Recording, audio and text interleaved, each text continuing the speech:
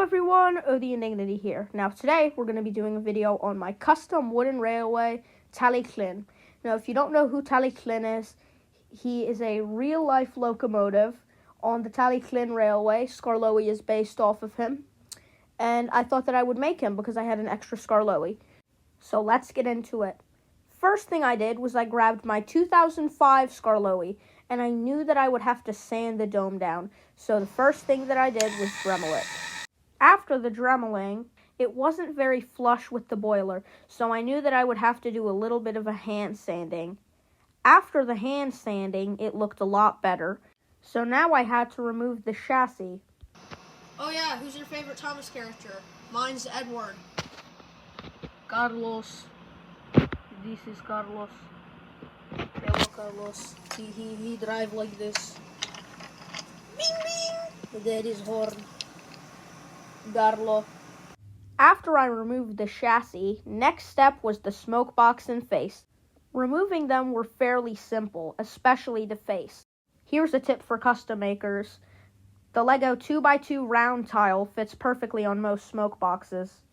Then my dad helped me prime the model, and I have 2 words to say real quick. Thanks, Dad. After the priming, I had to paint the model. I used a mix of various greens.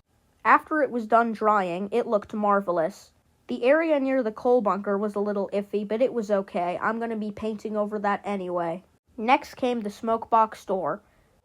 I drew over it with a silver paint marker, but messed up, so I tried fixing it with a Sharpie, but it looked awful.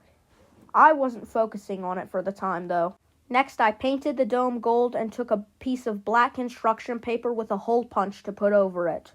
I put the smoke box door on the smoke box, added the buffer beams, cylinders, and other small details. Now, unfortunately, the model had sustained minor damage, specifically on the coal bunker and boiler, so I painted over it and it was good as new. It was also at this time I added the rear windows. Next came the lining, which my mom helped me with. Thanks, Mom. And I gotta say, that lining looks spectacular. Next, I glued the smoke box and chassis on. Then I tried fixing the smoke box door, and I'm still not very happy with it. It's all wonky and stuff, so I ripped it off, and oh my god.